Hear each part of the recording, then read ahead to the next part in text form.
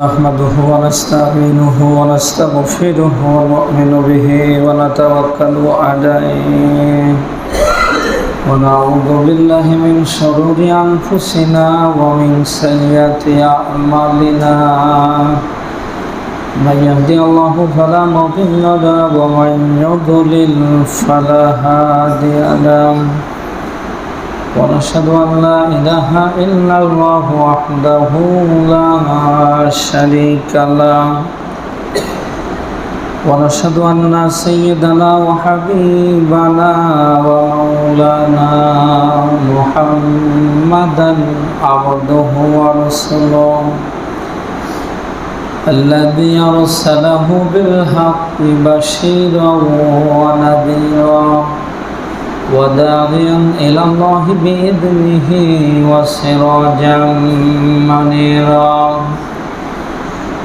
فقد قال الله تعالى في كلامه المجيد وبرهانه التوحيد জবান খুলে বলি আউযু বিল্লাহি মিনাশ শাইতানির রাজীম বিসমিল্লাহির রহমানির রহিম ইয়া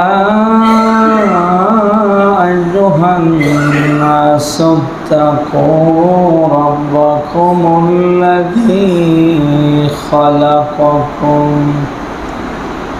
ربكم الذي خلقكم من نفس واحدة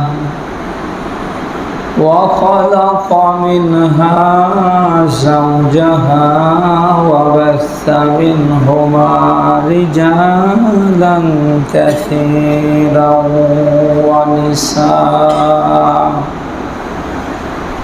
واتقوا الله الذي تساءلون به والأرحام إن الله كان عليكم رقيبا صدقت يا ربنا عن أبي هريرة رضي الله تعالى عنه أنه قال النبي صلى الله عليه وسلم إن أعمال بني آدم تعبد كل خمس ليلة الجمعة فلا يقبل عمل قاطع رحيم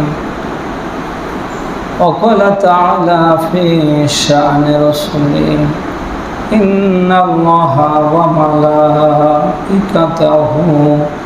يصلون على النبي يا أيها الذين آمنوا صلوا عليه وسلموا تسليما درود إبراهيم قرئ اللهم صل على محمد وعلى آل محمد كما صليت على إبراهيم اللهم بارك على محمد وعلى آل محمد كما باركت على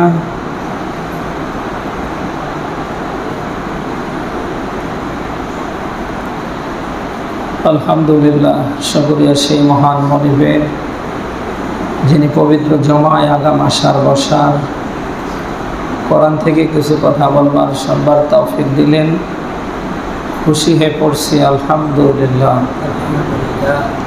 দরুদ ও সালাম বর্ষিত হোক আমাদের প্রিয় রাসূলের প্রতি সবাই পড়ছি সাল্লাল্লাহু আলাইহি ওয়াসাল্লাম কেমন আছেন আপনারা সবাই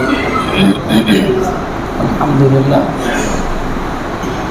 আমাদের আজকের আলোচনার বিষয় হচ্ছে আত্মীয় স্বজন বন্ধু বান্ধব পাড়া প্রতিবেশীর সাথে সুসম্পর্ক আমরা সে বিষয় নিয়ে সামনে কথা বলবো ইনশাআল্লাহ। আমি আপনাদের সামনে সূরা নিসার প্রথম নম্বর আয়াত করেছি। কি আছে আয়াতের ভিতরে আমাদের ধারাবাহিকতায় আজকের আলোচনা আমরা শেষ করবো ইনশাআল্লাহ। আল্লাহ তাআলা বলছেন, ইয়া আইয়ুহান নাস, হে মানুষ সকল, ইত্তাকু, তোমরা আমাকে ভয় করো, রব্বাকুমুল্লাযী খালাকাকুম, আমি তোমাদের রব, তোমাদের আমি সৃষ্টি করেছি, মিন নাফসি ওয়াহিদা, একটি প্রাণ, একটি দেহ থেকে, তথা আদম আলাইহিস সালাম থেকে। আমাদের উৎপত্তি আদম আলাইহিস সালাম থেকে। কোথা থেকে?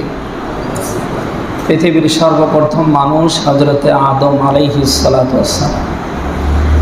আল্লাহ তাআলা সে কথাই বলছেন, আমি একটি প্রাণ, একটি নাফস, একটি দেহ থেকে তোমাদের সৃষ্টি করেছি। ওয়া খালাকা মিনহা যাওজাহা, এমনকি তার সহধর্মিনী হাওয়া আলাইহিস সালামকেও আমি আল্লাহ তাআলা তার থেকে সৃষ্টি করেছি। আদম আলাইহিস সালামকে আল্লাহ তাআলা বানিয়েছেন তামাম পৃথিবীর মাটি দিয়ে, আর হাওয়া আলাইহিস সালামকে আল্লাহ বানিয়েছেন আদম আলাইহিস সালামের বাম পাজরের বাঁকা হাত থেকে। শুনতেছেন আপনারা? এরপরে আল্লাহ তাআলা বললেন, ওয়াবাসা মিনহুমা রিজালান কাসীরা ওয়া নিসা, আদম আলাইহিস সালাম এবং হাওয়া আলাইহিস সালাম থেকে আমি আল্লাহ তাআলা অনেক অনেক পুরুষ এবং নারী সৃষ্টি করেছি। এরপরে আল্লাহ তাআলা বলেন, ওয়াত্তাকুল্লাহাল্লাযী তাসাআলুনা বিহি ওয়াল আরহাম, আত্মীয়তার সম্পর্ক অটুট রাখার ব্যাপারে তোমরা ভয় করো। ইন্নাল্লাহা কানা আলাইকুম রাকিবা, কারণ আমি আল্লাহ তাআলা তোমাদের প্রতি দৃষ্টি রাখি। আমরা যেখানে যা করি সব কিছু দেখেন কে বলেন তো? কে দেখেন? আল্লাহ তাআলা দেখেন। আত্মীয়তার সম্পর্ক এটা খুব একটা সেন্সিটিভ জিনিস। আত্মীয়তার সম্পর্ক অটুট রাখার ব্যাপারে কোরআন এবং হাদিসে অনেক ব্যাখ্যা এসেছে। যদিও আমরা এটা সমাজে ওই চোখে দেখি না। এই পৃথিবীতে কেউ যদি আত্মীয়তার সম্পর্ক ছিন্ন করে, আল্লাহ তাআলার মেসেজ হচ্ছে তাদের উপরে লানত, লাহুম সুউদ্দার, এবং তাদের জন্য রয়েছে পরকালে নিকৃষ্ট ঘর। এই জন্য আত্মীয়তার সম্পর্ক কোনোভাবে যেন আমাদের কারোর দ্বারা ছিন্ন না হয়। প্রত্যেক জুমার রাতে বানি আদমের আমলগুলি আল্লাহর দরবারে পেশ করা হয়। ফালা ইউকবালু আমালু কাতির রহিম, যারা আত্মীয়তার সম্পর্ক ছিন্নকারী তাদের আমলগুলি কবুল করা হয় না। শুনতেছেন আপনারা? আবারও রিপিট করে বলছি, প্রত্যেক জুমার রাতে প্রত্যেকটি বানি আদমের আমলগুলি আল্লাহর দরবারে পেশ করা হয়। আত্মীয়তার সম্পর্ক ছিন্নকারী যারা, কেবল তাদের আমলগুলি আল্লাহর দরবারে কবুল হয় না। কত বড় সেন্সিটিভ, চিন্তা করেন। সেটা নামাজ হোক, রোজা হোক, হজ হোক, যাকাত হোক, দান হোক, সাদকা হোক, দুনিয়ার সবচেয়ে ভালো কাজটাও যদি হয়ে যায়, ওটা নেবে না কে বলেন? অথচ এই দেশে আমরা দেখতে পাই 100-র ভেতরে 80% মানুষের আত্মীয়তার সম্পর্ক ঠিক নেই। আমাদের ভেতরে আত্মীয়তার সম্পর্ক যেন দাঁড় কোমরা অথবা সাপ আর বিজি।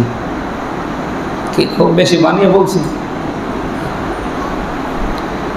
আপনি যদি আত্মীয়তার সম্পর্ক ছিন্নকারীর ভেতরে পড়েন, আপনি যতই নামাজ পড়েন, আপনি যতই রোজা রাখেন, আপনি যতই হজ করেন, আপনি যতবারই উমরা করেন, আপনার মুখে যত বড়ই দাড়ি থাক, আপনার মাথায় টুপি থাক, জুব্বা থাক, আপনি যত ভালো কাজই করেন না কেন, এটা আল্লাহ তাআলা নেন না, তিনি নেবেন।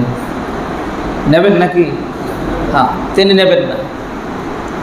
এই জন্য আত্মীয়তার সম্পর্ক এটা ধরে রাখতে হবে। আর এটা ধরে রাখার ব্যাপারে আল্লাহ তাআলা আমাদের জন্য বার্তা দিয়েছেন, তোমরা আত্মীয়তার সম্পর্ক অটুট রাখার ব্যাপারে আমি আল্লাহকে ভয় করো। কাকে ভয়? বলেন, কাকে ভয় করা লাগবে? আল্লাহকে ভয় করা। এই পৃথিবীতে কেউ যদি আত্মীয়তার সম্পর্ক অটুট রাখে, এটা যদি ঠিক রাখে, তার তিনটা লাভ হবে। এক নাম্বার লাভ, তার হায়াতে বরকত হবে। দুই নাম্বারে তার রিজিকে বরকত দেবে কে? তিন নাম্বারে পরকালে ওর হিসাবটা আমার আল্লাহ হালকা করে নেবে। প্রথম লাভ, তার হায়াতে বরকত হবে। দ্বিতীয় লাভ, তার আয় রোজগারে, ব্যবসা বাণিজ্যে, তার কর্মে বরকত হবে। তিন নম্বরে পরকালে তার হিসাব হালকা করে নেওয়া হবে। সুবহানাল্লাহ। কে আমরা চাই না আমাদের এটা থাক? তিরমিজি শরীফের 2511 নম্বর হাদিস, নবীজি বলেন, এই পৃথিবীতে কেউ যদি আত্মীয়তার সম্পর্ক ছিন্ন করে, ওকে আল্লাহ তাআলা দুইটা শাস্তি দেবেন, একটা দুনিয়ায় আর একটা আখিরাতে। আর একটা কি? আর একটা আখিরাতে। দুনিয়ার শাস্তি কি? প্রায় রোজগার, ব্যবসা বাণিজ্যে কোনো জায়গায় বরকত আসবে না, ওর জীবনে সুখ থাকলেও শান্তি থাকবে না। শুনতেছেন?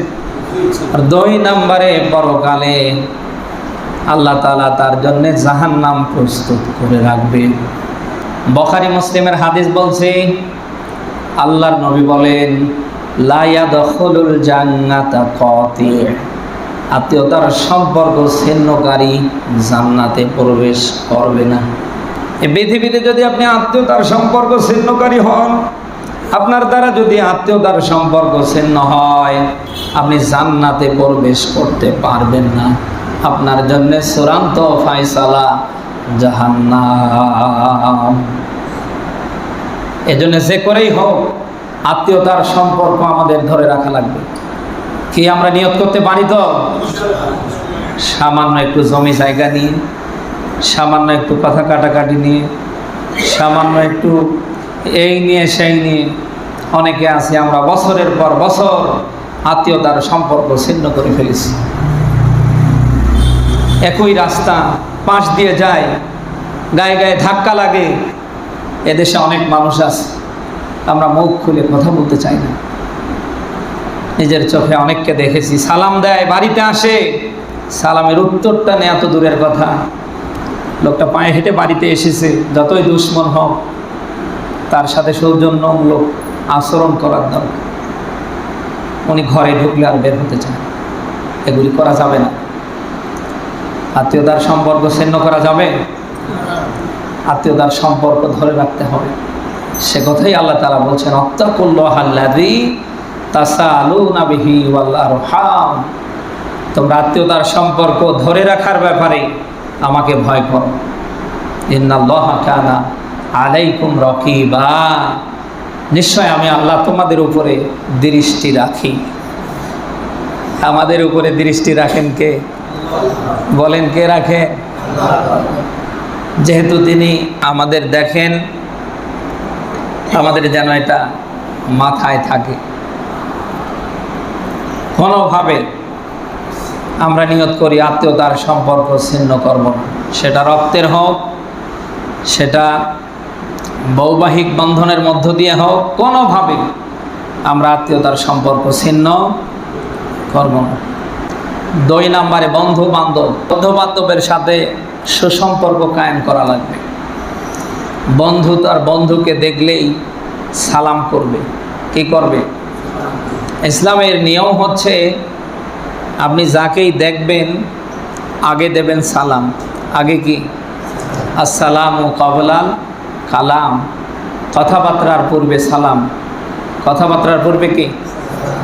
আপনি দেখলেন, আগে হবে সালাম, আসসালামু আলাইকুম, ভাই কেমন আছেন, আগে কি? কিন্তু আমাদের দেশে উল্টো, কি ভাই কেমন আছেন, বা নাম ধরে সম্বোধন করার পরে আমরা সালাম দিচ্ছি। আগে সালাম, আগে কি, এরপরে কালাম। কালাম মানে বাক্য, কথাবার্তা। দেখা মাত্রই হবে কি, আসসালামু আলাইকুম, অমুক ভাই কেমন আছেন, কি মনে থাকবে তো? তাহলে বন্ধু বন্ধুকে দেখা মাত্রই কি করবে? প্রথম নাম্বারে বন্ধু বন্ধুকে দেখা মাত্রই সালাম করবে।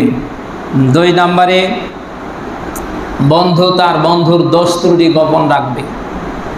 শুধু বন্ধু বন্ধুর যে দোষ ত্রুটি গোপন রাখবে ব্যাপারটা এরকম না।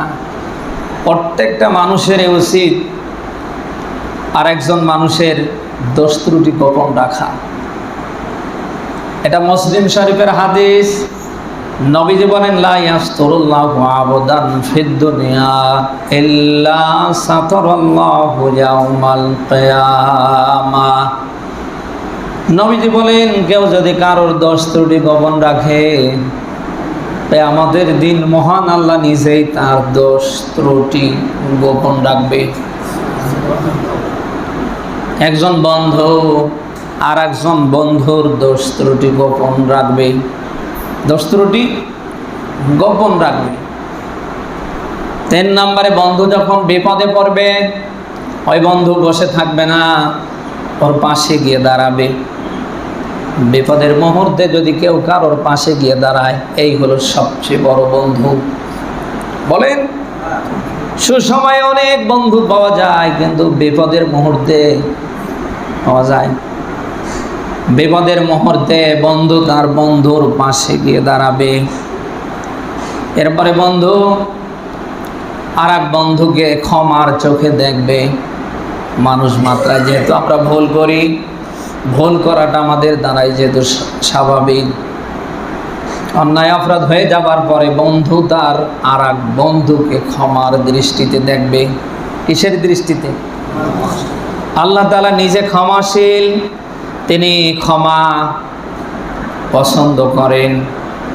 এ পৃথিবীতে কোনো মানুষ যদি কোনো মানুষকে ক্ষমা করে, ওকে ভালোবাসেন কে? আল্লাহ নিজে ক্ষমাশীল। ক্ষমা যারা মানুষের ভিতর থেকে মানুষকে করে, তাদেরকে ভালোবাসেন কে? কে বাসেন? তিরমিজি শরীফের 2378 নম্বর হাদিস। নবীজি বলেন, প্রত্যেকেই যেহেতু বন্ধুর আদর্শে তৈরি হয়, সে কার সাথে বন্ধুত্ব করছে, বন্ধুটাকে অন্তত এটা নিয়ে একটু চিন্তা ভাবনা করা দরকার। আমার কথা না নবীজির?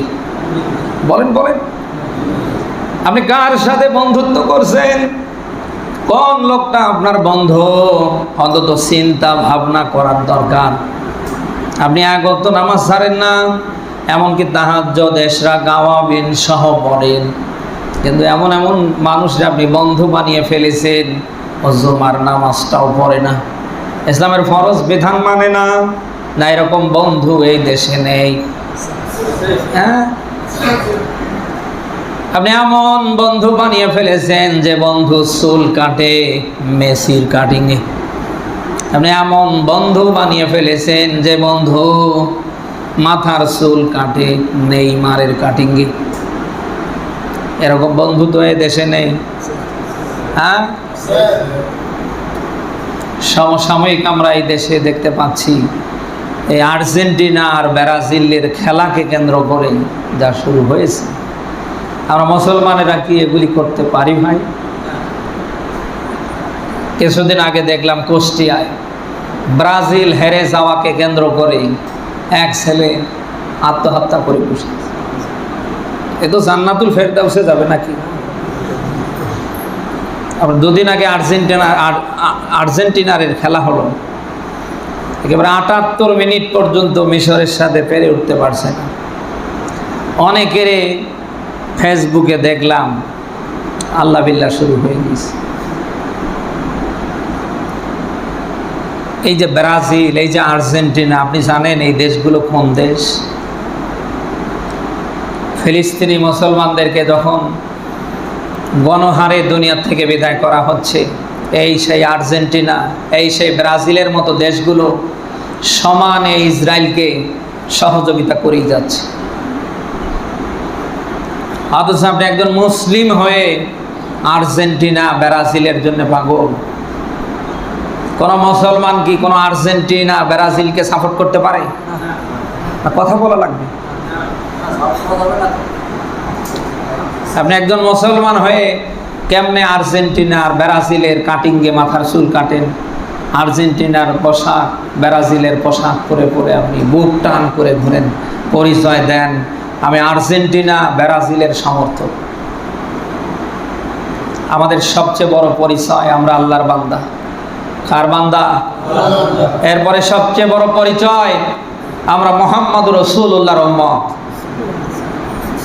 এরপরে 3 নম্বরে আমাদের পরিচয় আমরা মুসলিম। 3 নম্বরে আমাদের পরিচয় কি? এর চেয়ে বড় কোনো পরিচয় আছে? আদম আলাইহিস সালাম থেকে ঈসা আলাইহিস সালাম পর্যন্ত সব নবী রাসূলরা শেষ নবীর উম্মত হবার জন্য আল্লাহর কাছে দরখাস্ত করেছিলেন। আল্লাহ নবী না বানিয়ে আমাদেরকে শেষ নবীর উম্মত বানানো হোক। আমরা কয়জন দরখাস্ত দিয়েছিলাম? হ্যাঁ, সেই রসুলের সুন্নাহ আমাদের ভেতরে নেই। আমাদের তো চুল কাটা হবে রসুলের সুন্নাহ অনুযায়ী। রসুল যেভাবে চুল কেটেছে, চুল রেখেছে, ওইভাবে আমাদের চুল কাটা, চুল রাখা দরকার। আমাদের তো দাড়ির কাটিং হবে রসুল সাল্লাল্লাহু আলাইহি সাল্লাম তিনি যেভাবে যতটুকুন দাড়ি রেখেছেন। আপনি কাকে ফলো করছেন বলেন? বলেন। আদর্শ নবীজি বলেন মান তাশাব্বাহা বিকওমিন ফাহুয়া মিনহুম। দুনিয়ায় যার সাথে যার সম্পর্ক হবে কিয়ামতে তার সাথে তার হাসর হবে। আপনার সম্পর্ক যদি ওই ব্রাজিল, আর্জেন্টিনা, ওই নেইমার, আর একজন কি বললাম, মেসি, এর সাথে মিলে যায়, ওরাও যেখানে, কিয়ামতে আল্লাহ আপনাকেও দেবে সেখানে। আমাদের বন্ধু যে কোনো মানুষ হতে পারে। কথা বলেন, সবাই আমাদের বন্ধু হতে পারে? আমাদের বন্ধু হবে ওই মানুষটা যে মানুষটা নিয়মিত 5 ওয়াক্ত নামাজ পড়ে, ইসলামের ফরজ বিধানগুলি মানে, রসুলের আদর্শ, রসুলের সুন্নাহ নিজের জীবনে ধারণ করে। এই মানুষটাই কেবল আমাদের বন্ধু হতে পারে। বলেন। আপনি সূরা ফুরকান 25 নাম্বার সূরার 19 নাম্বার পারার প্রথম নাম্বার ব্যারিস্টার 28 নাম্বার আয়াতে পাবেন। 1000 বছর পূর্বে আল্লাহ ব্যাখ্যা দিয়েছেন, ইয়া ওয়াইলাতা লাইতানি লাম আত্তাখিদ ফুলানান খলিলা। বলি আল্লাহু আকবার। আল্লাহ তাআলা বলেন কিয়ামতের ময়দানে মানুষ আফসোস করবে বন্ধুর ব্যাপারে। ডাক দেয়া বলবে রব্বুল আলামিন আজ আমাদের জন্য দুর্ভোগ। এমন এমন মানুষকে দুনিয়ায় জিন্দা থাকতে আমরা বন্ধু বানিয়েছিলাম, যারা নামাজ পড়েনি, তোমার ইসলামের ফরজ বিধান মানেনি, তোমার রসুলকে মানেনি। আজ এমন মানুষকে বন্ধু বানাবার কারণে আজ আমাদের এই পরিণতি হয়েছে। আমি আপনাদের মাঝে জানতে চাই, কিয়ামতে দুঃখ করে আল্লাহর সামনে বললে পার পাওয়া যাবে? বলেন বলেন। আপনি ওই দিন যেন আল্লাহর সামনে দাঁড়িয়ে দুঃখ প্রকাশ করতে না পারেন, সেজন্যই আল্লাহ তাআলা আপনার আমার জন্য মেসেজ আকারে বার্তা দিয়েছেন। দুনিয়ার মানুষ যাকে তাকে বন্ধু বানানো যাবে না। বন্ধু হবে কেবল একমাত্র মুসলমানদের বন্ধু মুসলমান। মুসলিমের বন্ধু কে হবে? আরো জোরে। একজন মুসলমান কখনো কোনো হিন্দু, বৌদ্ধ, খ্রিস্টানকে বন্ধু বানাতে পারে না। মুমিন যদি দাবি করেন, ইমানদার যদি দাবি করেন, আপনার বন্ধু হবে একজন ইমানদার, একজন মুমিন। সূরা আলে ইমরানের 28 নম্বর আয়াতে আল্লাহ ব্যাখ্যা দিয়েছেন, লা ইয়াত্তাখিযুল মুমিনুনাল কাফিরিনা আউলিয়া মিন দুনিল মুমিনিন। এটার দিকে খেয়াল করেন। আল্লাহ পাক বলেন মুমিনরা মুমিন বাদ দিয়ে আর কাউকে বন্ধু বানাতে পারে না। কে বলছেন? পৃথিবীতে কোনো মুমিন, কোনো ইমানদার যদি মুমিন ইমানদার বাদ দিয়ে কাউকে বন্ধু বানিয়ে ফেলে, ওমাইয়া ফাযালিকা ফালাইসা মিনাল্লাহি ফি শাই, আল্লাহ বলেন তার সাথে আমার কোনো সম্পর্ক থাকে না। এটা কি বানালাম? আপনি একজন মুসলিম, আপনি নিজেকে যদি মুসলিম দাবি করেন, ইমানদার দাবি করেন, আপনি কোনো বেধর্মীকে কখনো বন্ধু বানাতে পারেন না। আপনি যদি বানিয়েও ফেলেন, আপনার সাথে আল্লাহর কোনো সম্পর্ক থাকবে না। আরে পৃথিবীতে আল্লাহর সাথে যদি কারোর সম্পর্ক নাই থাকে, আল্লাহ যদি ওর দিকে না তাকায়, ওর নামাজ, ওর রোজা, ওর দুনিয়ার যত ভালো কাজ, এটা কি আল্লাহ আদৌ নেবে? বলেন বলেন বলেন, না নেবে না। এই জন্য বন্ধু যাকে তাকে বানানো যাবে না। মানুষ যেহেতু বন্ধুর আদর্শে বেড়ে ওঠে, গড়ে ওঠে, পরিবর্তন হয়, এই জন্য আমাদের বন্ধু হবে ওই মানুষগুলো যে মানুষদের আল্লাহর ভয় আছে। আজান হবার পরে নামাজের কথা স্মরণে আসে, খারাপ কিছু দেখলে আল্লাহর ভয় অন্তরে ধারণ হয়। এমন মানুষকে আমরা বন্ধু বানাতে চাই। কি পারবো তো ইনশাআল্লাহ? আল্লাহ তাআলা যেন আমাদের উত্তম বন্ধু গঠনের তৌফিক দান করে, বলে আমিন। এরপরে প্রতিবেশী। প্রতিবেশী এটাও খুব সেন্সিটিভ। আপনার আমার বাড়ির ডানে বামে সামনে পিছনে 40 40 40 40 40 সঙ্গে 160 ঘর মানুষ, এরা আমার আপনার সবার প্রতিবেশী। সবার কি?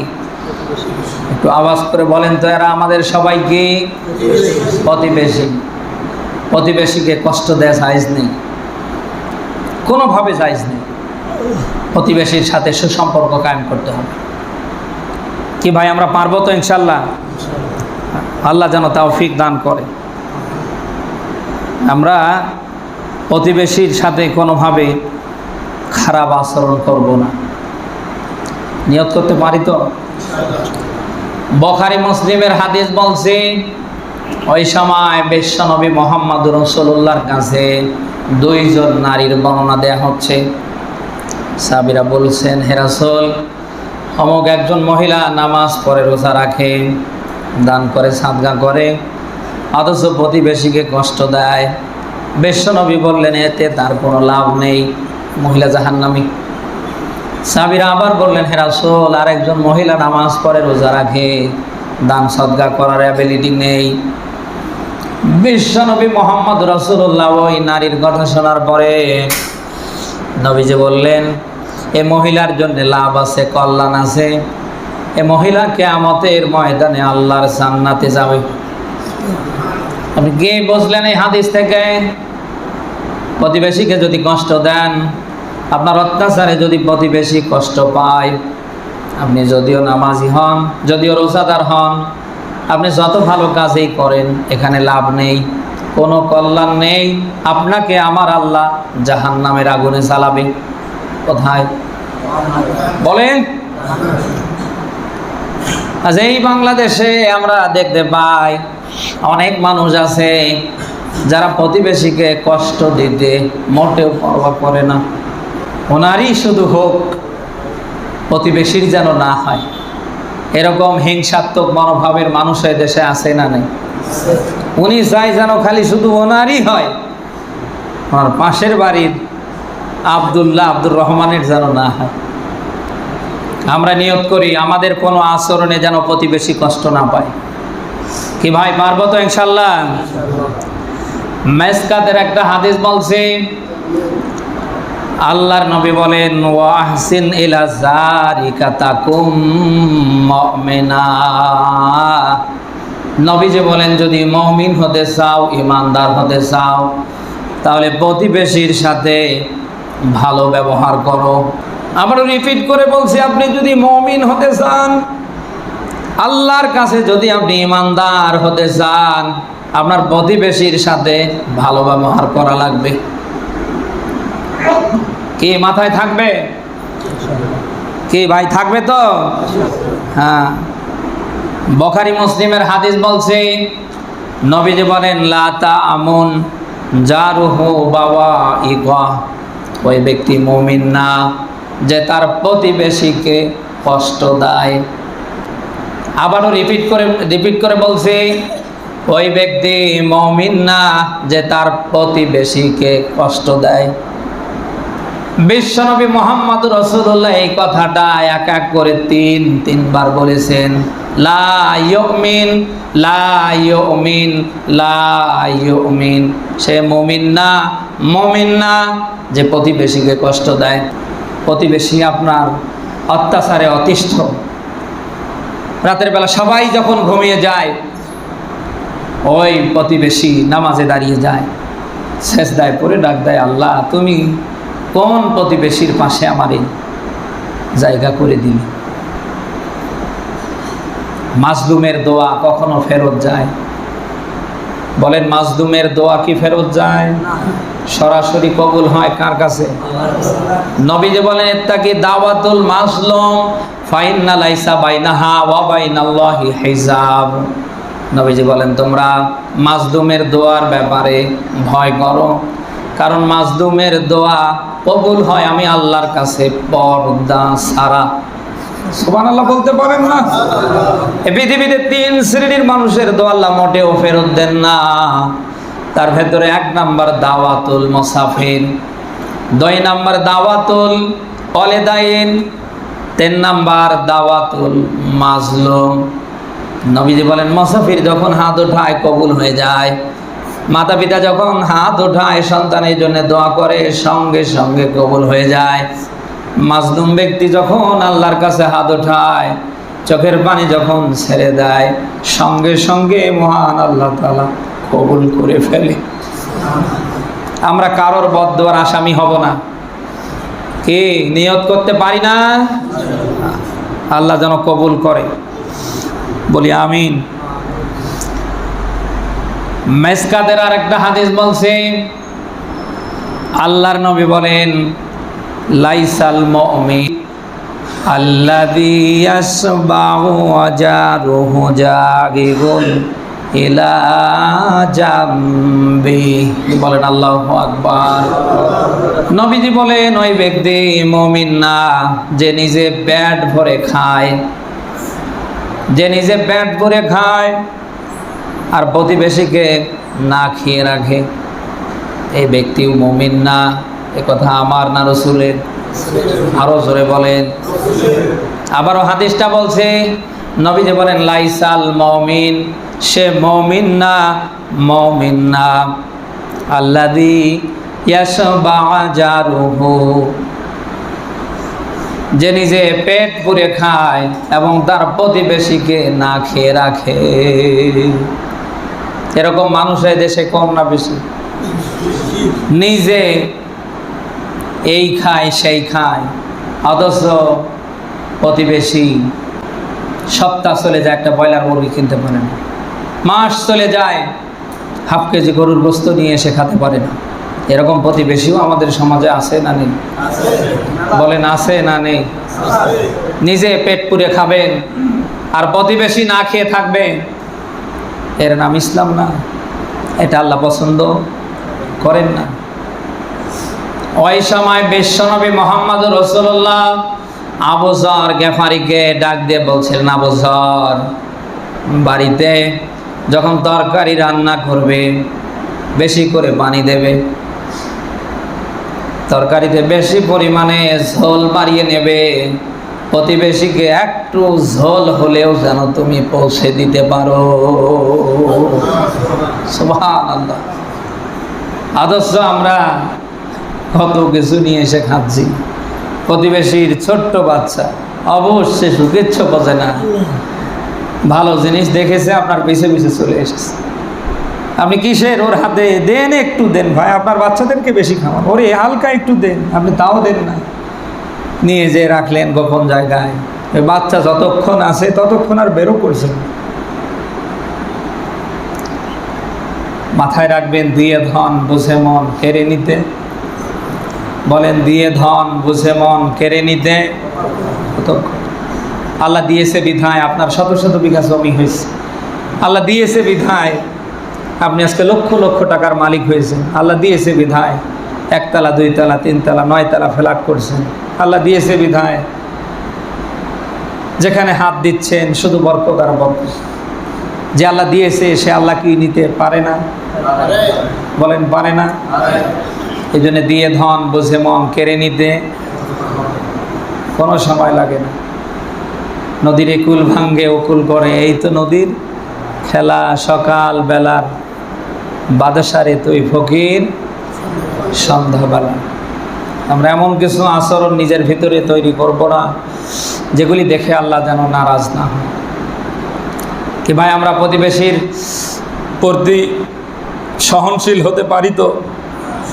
প্রতিবেশীর পাশে আমরা দাঁড়াতে পারি তো? আল্লাহ যেন প্রতিবেশীর সাথে সুসম্পর্ক আমাদের তৈরি করার পরিবেশ দান করে, বলেন আমিন। মা বোনদের নিয়ে ওই দিন আমি কথা বলছিলাম যে 6 শ্রেণীর নারীদেরকে আল্লাহ তাআলা কিয়ামতে জাহান্নামে দেবে। তার ভেতরে প্রথম নাম্বার বলেছিলাম যে সকল নারীরা বেপরদা করে চলাফেরা করবে তাদেরকে আল্লাহ তাআলা কিয়ামতে কোথায় দেবে? জাহান্নামে দেবে। মা বোনদের নিয়ে আজকে আর একটা কথা বলবো ইনশাল্লাহ। ওই নারীদেরকে আল্লাহ তাআলা কিয়ামতে জাহান্নামে দেবে যে নারীরা স্বামীর মুখে মুখে তর্ক করে, স্বামীকে কোনোভাবেই দাম দিতে চায় না। এই কোয়ালিটির নারীদেরকেও কিয়ামতে জাহান্নামে জ্বালাবে কে? আল্লাহ। মায়েরা যারা এসেছেন, অনুরোধ করে বলছি, স্বামীর মুখে মুখে তর্ক করবেন না। স্বামী 10টা কথা আপনাকে বলতে পারে, আপনি একটু এটা সহ্য করার মতো মন তৈরি করেন। মাটির দিকে তাকান, মাটি তো কথা বলতে পারে না। স্বামী 10টা কথা বলুক, অসুবিধা কি? একটু চুপ করে থাকেন, ধৈর্য ধরেন, দেখবেন সে এমনিই বক বক করা বন্ধ করে দেবে। একাই একাই নীরবে বলবে, আল্লাহ আর কিছু হোক না হোক, তুমি আমার একটা বউ দিয়েছো। এত কিছু বলি, মুখে মুখে প্রতি উত্তর করেন। কিন্তু আমার দেশের মায়েদের এই স্বভাবটা নেই। স্বামী কিছু বললেই, স্বামী যদি বলে একটা, ওনারা 100টা পার করে ফেলে। আজ এই বাংলাদেশে অধিকাংশ মা বোনরা স্বামীর হাতে মার খায় শুধু মুখে মুখে তর্কের কারণে। কি আমি খুব বানিয়ে বলছি? মুখে মুখে তর্ক, এটার কারণে অধিকাংশ মা বোনরা স্বামীর হাতে প্রতিনিয়ত মার খাচ্ছে, হাসপাতালে যাচ্ছে। আপনারা হয়তো দেখেছেন আমাদের এই ফুলবাড়িতে একজন ওই শাবল আছে না, গর্তঘর, শাবল দিয়ে স্ত্রীর মাথায় এমন মার দিয়েছে, একেবারে মাথা মগজ সহ ছিটকে পড়েছে। দেখেছেন নিউজে আপনারা হয়তো। খোঁজ নিয়ে দেখলাম বউ ওই কোয়ালিটির। স্বামী এত কষ্ট করে আপনাদের পায়ের জুতো থেকে মাথার চুল পর্যন্ত সব কিছু যখন যেটা দরকার দিই, তার 10টা কথা সহ্য করতে পারেন না কেন? স্বামীর ইনকাম ভালো লাগে, স্বামীর দেয়া পায়ের জুতো, কাপড় চোপড় সব ভালো লাগে, আর স্বামী 10টা কথা বললেই তখন আপনারা মুখ বাঁকা করে থাকেন, মুখে মুখে উত্তর দেন। এটা করা হবে। স্বামীর সাথে যে নারীরা তর্ক করবে, স্বামীকে যারা অসম্মান করবে, এ নারীদেরকেও জাহান্নামে দেবে কে? আল্লাহ তাআলা। বেশি কিছু বলার দরকার নেই। মায়েরা যারা এসেছেন, 2টা আমল। 1 নম্বরে ঘর থেকে যখনই বের হবেন পর্দা করবেন। 2 নম্বরে স্বামীর মুখে মুখে তর্ক করবেন না, স্বামীকে সম্মান দিয়ে কথা বলবেন। আল্লাহর পরে, মা বাবার পরে যার অবস্থান সে হচ্ছে স্বামী। আপনার কোনো আচরণে স্বামী যেন কষ্ট না পায়। স্বামী যদি কষ্ট পায়, আপনার নামাজ, রোজাই, জুমার নামাজ, এগুলো সব মিশে একটা আল্লাহ নেবেন। আল্লাহ যেন আপাতত এই 2টা মা বোনদের আমলের তৌফিক দান করে। আমরা আগামী জুমায় নামাজ নিয়ে কথা বলবো ইনশাল্লাহ। নামাজের ভিতরে আমাদের অনেকের মন বসে না। নামাজে দাঁড়িয়েছি, মন বসে আছে বাড়িতে, দোকানে।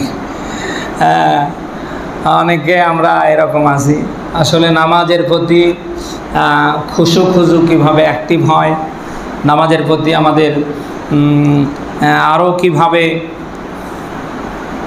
মন শতভাগ বসে, আমরা সে বিষয়গুলি সামনে নিয়ে আমরা কথা বলবো ইনশাআল্লাহ। পাশাপাশি আর একটা কথা না বললেই নয়, আল্লাহর ঘর মসজিদে গত জমায় বলছিলাম, সবাই যা পারেন আপনারা 10 টাকা 5 টাকা যা পারেন প্রতিনিয়ত দান করবেন। এটা যেন আমাদের আখিরাতে নাজাতের কারণ হয়। আমরা থাকবো না, অন্তত সেই দিন যেন এই মসজিদ আমাদের পক্ষে সুপারিশ করতে পারে। কি ভাই, আসি তো এই পক্ষে আমরা সবাই? আল্লাহ যেন আমাকে সহ সকলকে তৌফিক দান করে। মসজিদের এখনও অনেক কাজ বাকি আছে। দেখেন, একটা পেশাবখানা নেই, একটা ভালো একটা লেট্রিন নেই, এগুলির দরকার আছে না? আপনারা তো এখান থেকে এসেছেন, আমি তো অনেক দূর থেকে এসেছি। এই মুহূর্তে যদি আমার শারীরিক কোনো সমস্যা আসে, পেশাবের বেগ আসে, না পেশাব সারলাম, যদি টয়লেটের বেগ আসে, কারোর বাড়িতে যাওয়া ছাড়া কোনো উপায় আছে কি? এদের মসজিদের অনেক টুকিটাকি এখনও অনেক কাজ বাকি আছে। 10-এর লাঠি 1-এর বোঝা, সবাই শরীক হবেন ইনশাল্লাহ। সবার সুস্বাস্থ্য দীর্ঘায়ু কামনা করে আর সামনে কথা না বাড়িয়ে আমরা এখানে শেষ করছি। সুন্নাত যারা পড়িনি আমরা সুন্নাত করি।